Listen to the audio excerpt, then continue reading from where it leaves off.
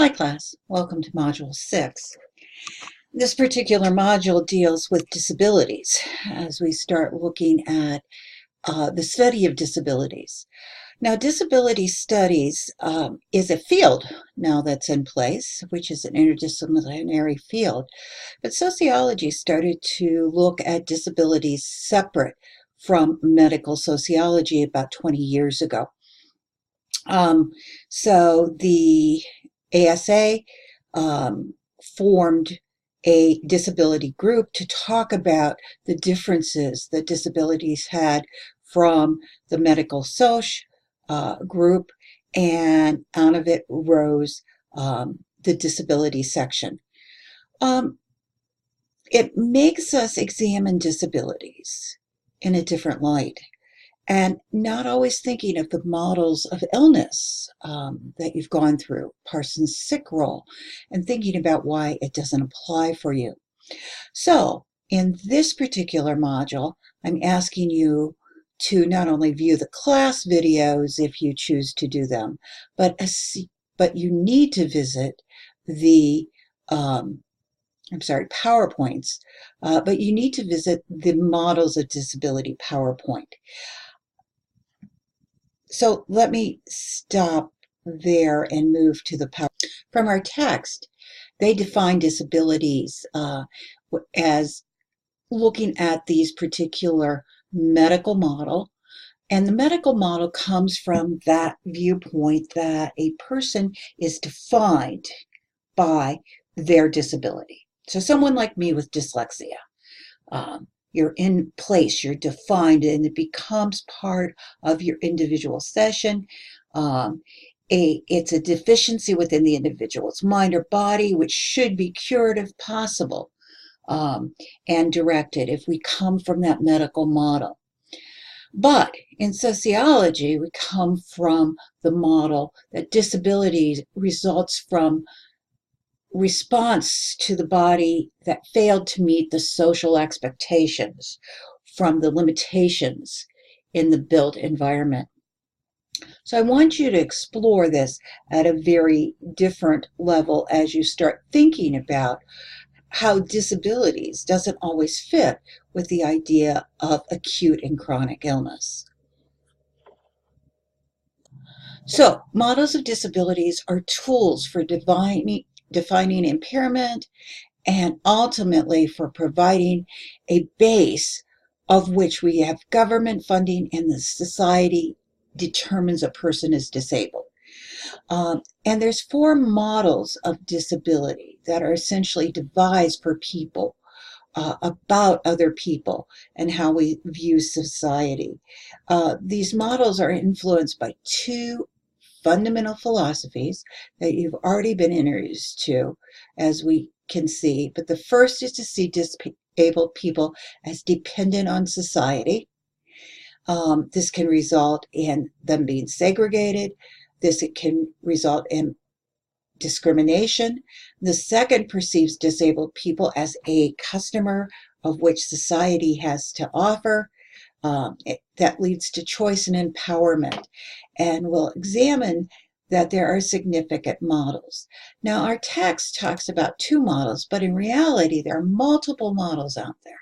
There is the idea of the medical model of disability, the social model of disability, the professional expert model of disability, the rights-based model, and you can see the rest of these, the rehabilitation model. So I've given you this information at a deeper level. Now, I cite the source that most of this material came from and shortened it up as you start to explore these models and look at them at a different level, just to see what they are. Now, again, as with other topics, this is a topic that we actually offer a separate class in, disability and society, and how important it is to look at this particular population from that social perspective. I think one of the biggest concerns, here's the right-based model And this has come along in more recent times. It's the notion of disability has to come to be conceptualized as a social political construct. The disability movement follows very strongly the rights movements of the 60s and 70s. And so the civil rights movement, the women's rights, the gay and lesbian right movement, and we see the disabilities right movement, that the strategy of a social movement going forward. Always a concern here is this model of tragedy and the charity model. So the raising of funds, like from the Jerry Lewis telethons, the population is to be pitied. So some things for you to be looking at and reading about in that PowerPoint. So why talk about disabilities? Well, it's a significant minority group. And in sociology, we look at the effects of these minority groups. About 19% of the US population has a disability. 20% worldwide, the population has disabilities that affect their activities and their daily life.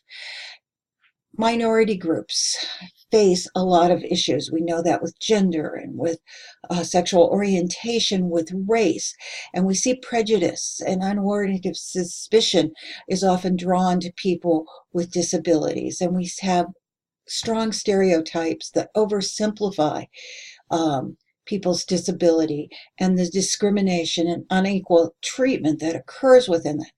Now, multiple laws have been in place, and I could give you whole lists of acts that have come into place to address people with disabilities. In the 1990s, the Americans Disability Act was passed, and it brought together many of those laws together, which said that people had to have access based on their need, and that we could no longer discriminate at the level. Think about this with the movements to try to get people treated more equally. With the Americans with Disability Act, it opened access. In the 1950s, you had a child with a disability, and if your school couldn't accommodate them, then they didn't go to school. There was no way that you could fight that. The law did not allow that. It wasn't until the late 1960s and 70s that disabled students had to be admitted, and with limited access even then, they could be separated out. Now they face fighting for their place. So our PowerPoints ask us, do people with disabilities fit the definition of a minority group? They do. And hopefully you will be able to explain that they are discriminated against, that there are actions that come into place. So imagine that you work with a group that advocates for the disabled people. What are the advantages and disadvantages of using the minority group concept in your work? You can see that. You can show that things happen to people in this population and they're unfairly treated and we need more access, but we also can see the discrimination that could occur by exposing disabilities. So some pretty powerful issues as you start to look at disabilities. Now, this chapter also deals with chronic pain, and you're going to find that in the videos for the module, I'm not dealing with that as much. So I'm skipping over some of the issues of disability for you to see within your module content. So understanding chronic illness. We have an aging population. Part of that comes from the fact that acute illnesses do not kill at such a high level. I say that in the process of recording this early, and we're facing all the flu statistics coming in and the deaths related to an acute illness. But more people continue to live and have the issues of chronic illness, which include chronic pain. Chronic pain is a symptom of an illness, not an illness. And most common underlying reason for disability is chronic pain. And treatment is notoriously difficult.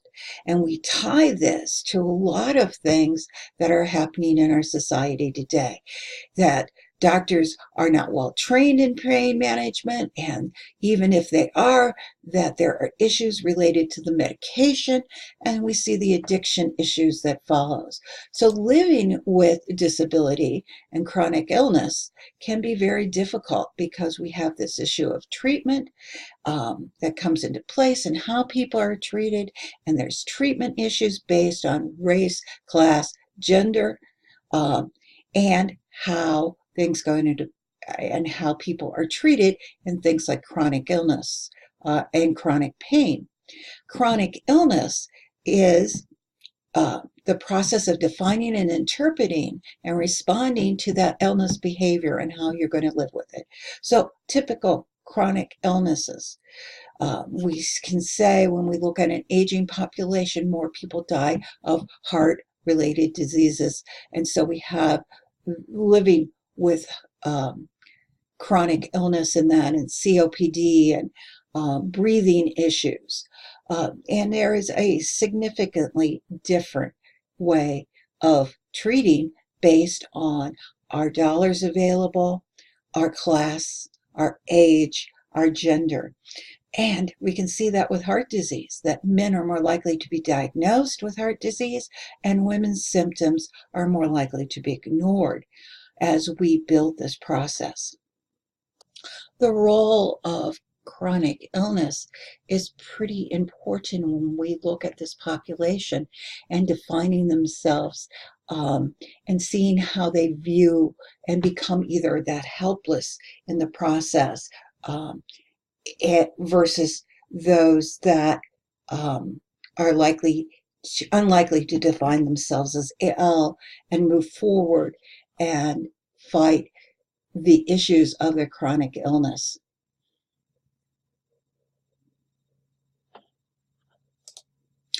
Significant within this is the stigma, the social disgrace of having a discredited attitude. Stigma becomes pretty powerful when we look at people with chronic illness and disability going into place. And we'll be into mental health next week as we really look at the issues of stigma. And that is the social disgrace of having a discrediting attribute that comes and affects how you define yourself, as well as how you're treated. And we see the prejudice that can come into place. Significant social movements have been part of the process, as I mentioned earlier. The movement of the disabled population to fight for rights and to get things into place. The fighting for accessibility that has come through the ADA and still is fighting today. The rights of keeping children. So as you explore the videos this week, I want you to think about all of the things your chapter has talked about and analyze them in the sociological viewpoint as you start thinking outside how illness and disability affect that self-concept and how illness and disability affect men and women differently. So we have a number of quick videos to think about. Disability and discrimination, a YouTube video that gives you some statistics, 2 examples of how the social model of disability affects the evaluation of the population at a different level. From the sociological perspective, this is the model that we jump onto, and we think about things like even universal design, how it makes a difference for everyone, that when we start looking at some of the issues of disability and designing for disability, we can improve the situation. Then a couple of quick little interviews and an example of how society looking at disability at a very different way. All of these coming into place, keep that sociological imagination, stretch out beyond your own knowledge of disability and chronic illness, and look at the multiple pictures that come into place. With that, I hope you have a great week. I made the video shorter because you have so many little things to click on. Have a great week.